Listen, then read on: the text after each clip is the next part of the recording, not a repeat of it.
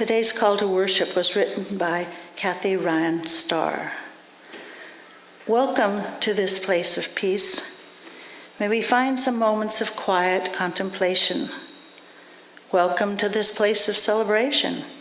May our hearts soar with gratitude for the gift of life. Welcome to this place of sacred love. May we gently hold all that is broken here. Welcome to this place of inquiry. Here may we be challenged to open our minds and hearts ever wider. Come into this place of community. May we together draw the circle of love and justice even wider. Welcome to this sacred place. Come, let us worship, celebrate, grieve, and love together.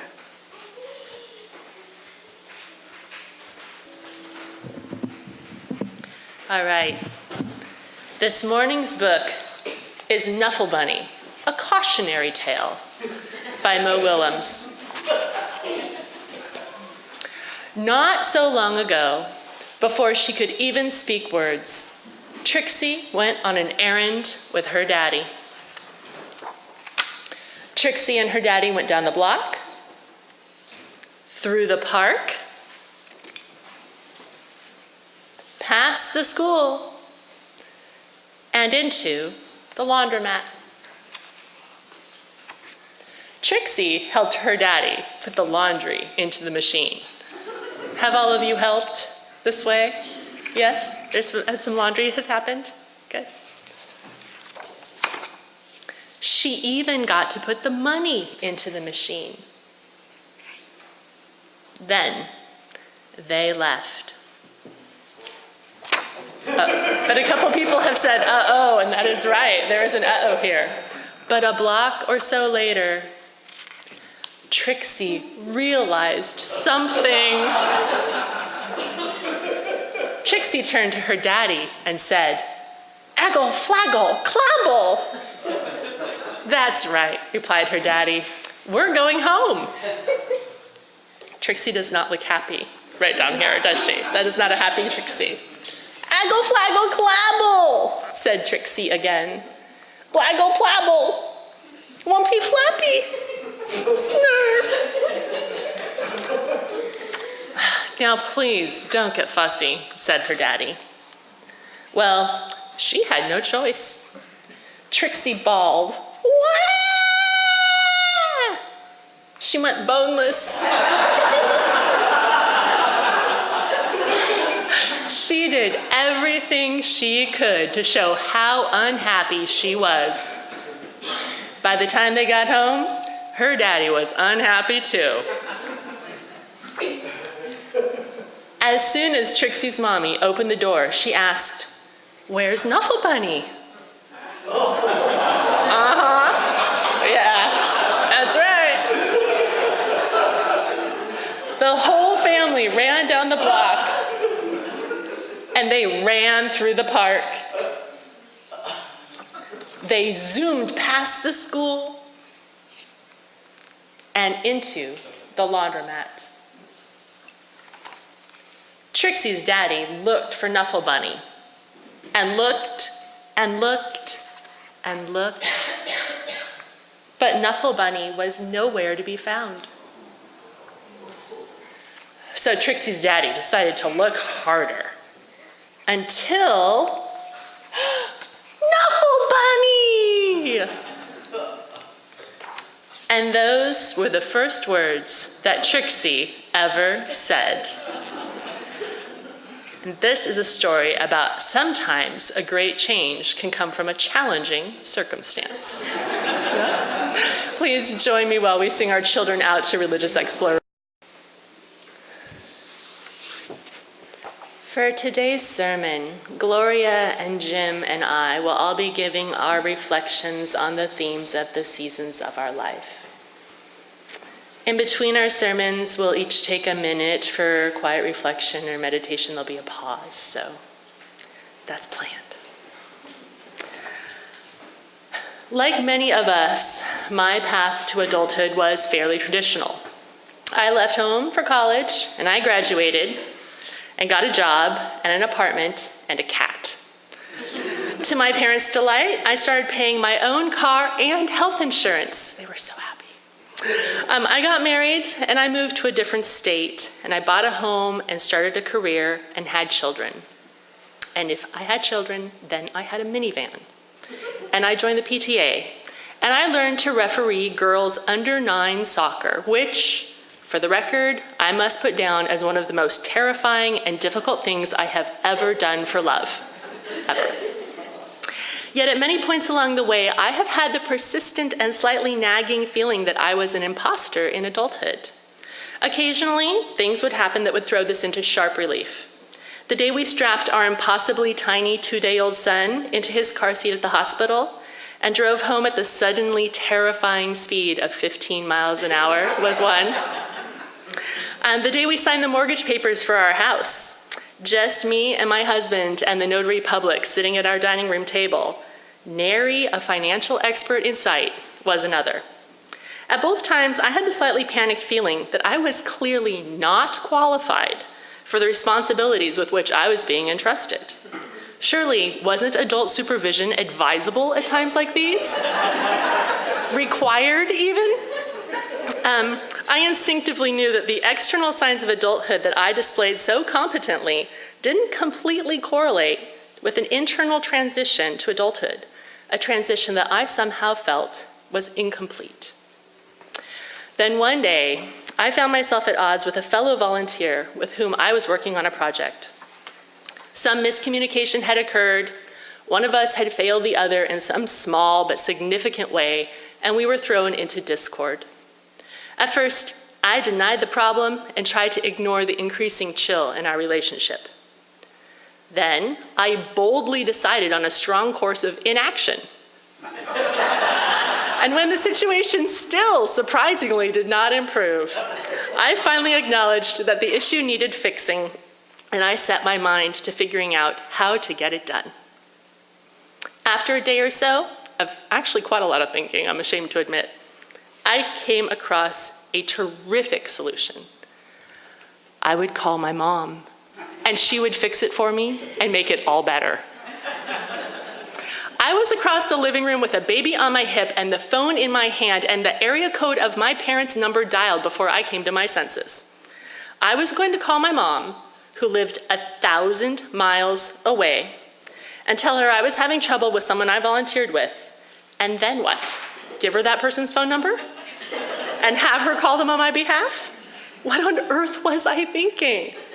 The truth was that this was not my mother's problem. This was my problem. And so I was the one who had to fix it. So phone in hand, I took a deep breath, I stepped over that final threshold of adulthood, and I dialed my fellow volunteer. We had the conversation, we patched the relationship. Then I went and sat down on the couch, alone in the newly altered reality of my adult life. I've thought about this moment a lot. It was not the first time I have patched up a relationship or had a difficult conversation or acted in an adult way. But that day was the day when I finally and consciously let go of the fantasy that somebody else would take any responsibility for my actions and decisions. I'd had a life that trended towards the responsible end of the spectrum. See, minivan, soccer referee, cat, okay?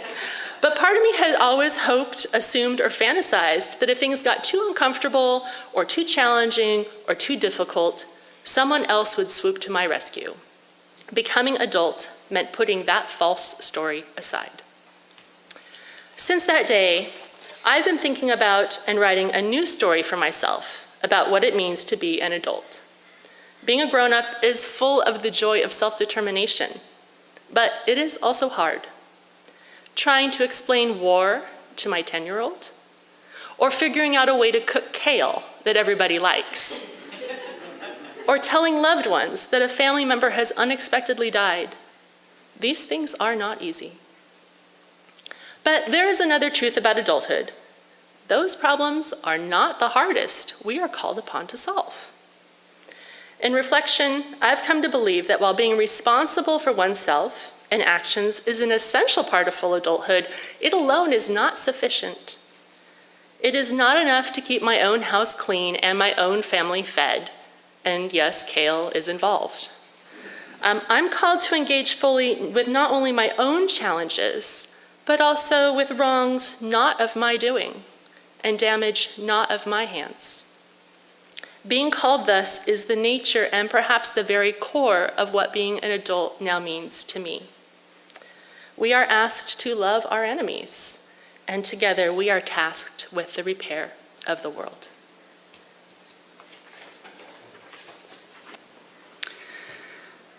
The empty nest.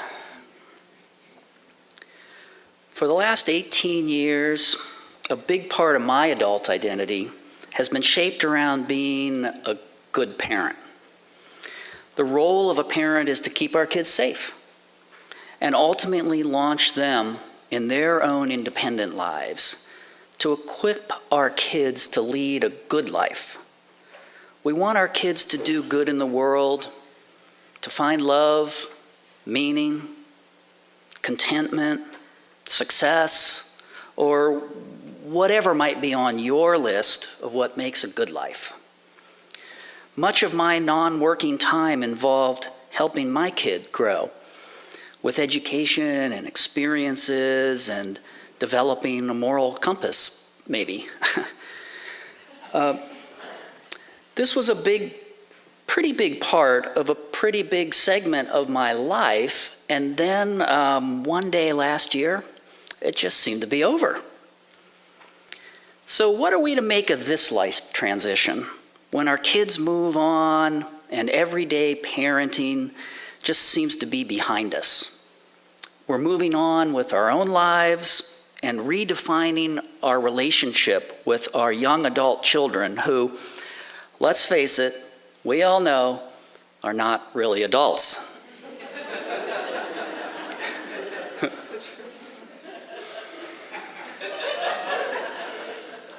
I could just stop here. When children are little, parents are completely responsible for shaping their kids' daily lives. We sign them up for preschool, we enforce bedtimes, we deposit them in religious exploration on Sundays. We have a biological urge to protect them, and they need that protection. As they progress through infancy and into childhood and then adolescence, our kids assume more and more agency for their daily lives. But we continue to project our own vision of the best path they should lead to reach that elusive goal of a good life. And I think, upon reflection, this is where the tension arises. I'll suggest to you that the hardest thing about the empty nest transition is to accept that our kids will make their own way in this world, and it probably won't match the vision we laid out for them. We need the humility to let go and respect the path they are forging, even though that urge to protect them, left over from when they were still babies, is somehow still stuck in our brains. They're building their own life stories now, and letting go means giving them credit for taking over their life stories. Maybe we even need to recognize that only fairy tales have perfectly happy endings, and the lives our kids craft for themselves will surely include some hardship and some pain, as well as joy and happiness. Obviously, parenting is still going on between the empty nesters and their young adult kids, but what should this look like? I learned an important lesson from my own parents. My mom and dad did not seem to have any problem at all with this transition. I was the youngest of four, and I was the tail end of a 25-year marathon of parenting. And I think they were ready to be done with us. But I quickly came to appreciate that they really were still there, providing a backstop, a safe space physically and maybe more importantly emotionally, So it was a little easier for us to venture out into the world and not be so terrified of making our own mistakes. Contrary to the old adage, I knew I could go home again. I knew my parents would welcome me home, having long again forgiven my adolescent barbs. They would comfort me. They would dress my wounds. They would help me regain confidence and then cheer as I relaunched in my own imperfectly thought out life story. And now, I guess it's my turn to be the emotional backstop. It's time to step back and be the occasional story editor, maybe here and there, roughing out or smoothing out the rough edges of the life story our kids are now writing for themselves.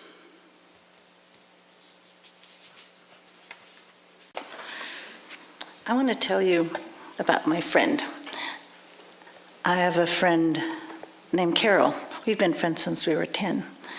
I have another friend named Carol. We've also been friends since we were 10. The three of us hung out together not too long ago, well, quite a while ago.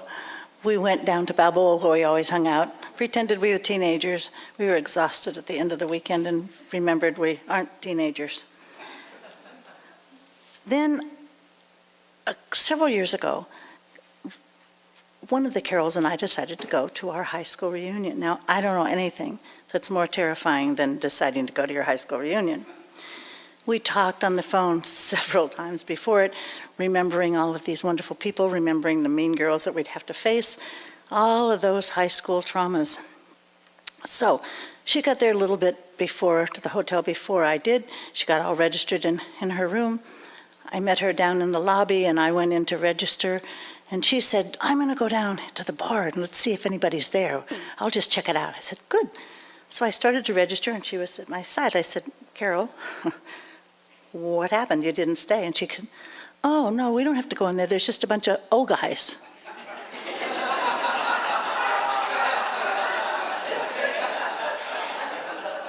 I said, Carol, we're going to go back in the bar and see who's there. We went to the door and I could see this one and that one. I remember that one and that. This was the first time I abruptly faced the fact of aging. Of course, I knew I was slowing down, moving more slowly, having more and more signs of aging, but that silly time at the reunion was really an eye-opener for me. If my high school friends now had looked like old guys, then so must I. It was a hard pill to swallow, but I had to face the truth. I am now one of the old guys. As I moved into my 70s, it actually became easier. As I've talked to you before, I straddle two worlds, being a Native American and part of that community, and also part of the non-Native culture. Most of the time, when I'm not with my Native community, I just feel old. As a Native American, I have a particular role to play. I'm an elder in that community and have very specific responsibilities. And also, I must admit, some perks. I was at a workshop up in Zaka Lake for activists and artists, and my friend was along, and so was her 5-year-old kid, Kazmali. We had worked all morning at workshops. Kazmali was with me, and as we walked out, there was a very long line for lunch. It was sunny. We were standing in the sun. And as we waited a while, Kazi said, in only that beautiful, clear voice that children can use when you don't want them to, he says, oh, Auntie, I wish we were with the Indians. And I'm like, Kazi, what a thing to say. And then I said, why? And he said, well, when we're with the Indians, the elders and kids get to eat first. Well, all around me was laughter, and the young people in the line ushered us up to the front. Needless to say, we never stood in line again the entire conference. Before every meal, we were found and brought up to the front, as were other old guys and young guys. The responsibilities of being an elder in our community are very real. The kids in our community are really raised by the village. The elders, the grandmas, grandpas, aunties, and uncles share the raising of the kids, especially when our kids become teens and tend to have issues with their parents. You remember those times. I certainly did 4 times. I don't know what happened. All of a sudden, I didn't know anything. Everything I said was silly. I didn't wear the right clothes. I mean, I was a mess 4 different times. And then all of a sudden, it was like, whoa, I do know something. It's okay. And then another teenager would come along. So we've been through it. We know what it's like. We know that even as they roll their eyes and tell us how stupid we are, and oh, moms, they still love us. It's okay. But because we know that, it's up to us then as elders to step in and spend time with those families.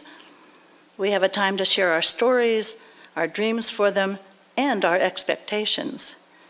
This is a very special part of my life now, and I love the time I spend with the families as they face all those traumas and the drama of living with teens and adolescents.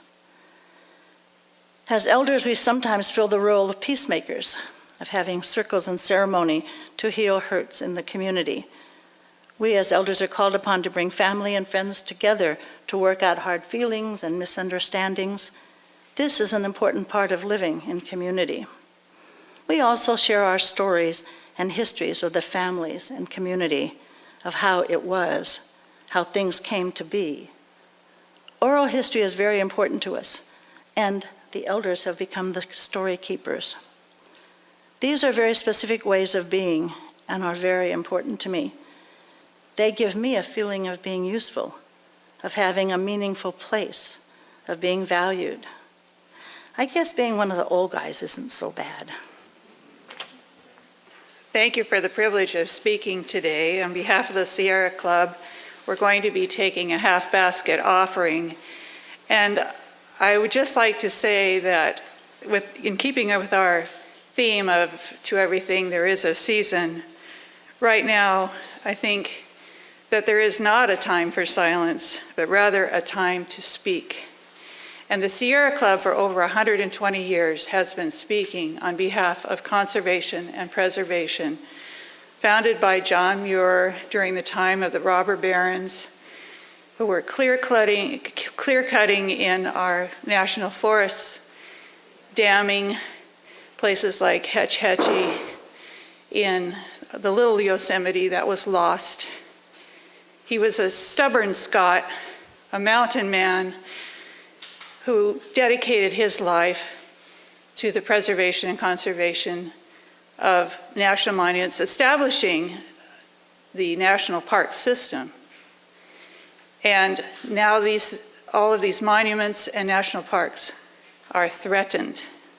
And we need to contribute. I know it's difficult right now with so many needs and so many causes that are calling our attention. But if these things are lost, they're lost forever. I've been to places where the sequoia forests were clear-cut. It's been over 100 years, and they're still lying in ruins. It's forever. Please give generously. Thank you.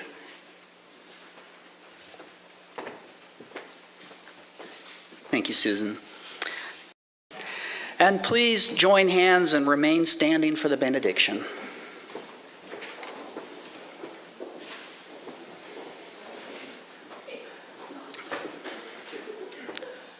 The world aches for us to join together and bring about healing, toil for justice, and produce ever-increasing love. This is our calling. Go forth and act accordingly. Amen. And now, as we extinguish the light of our communal chalice, our service truly begins.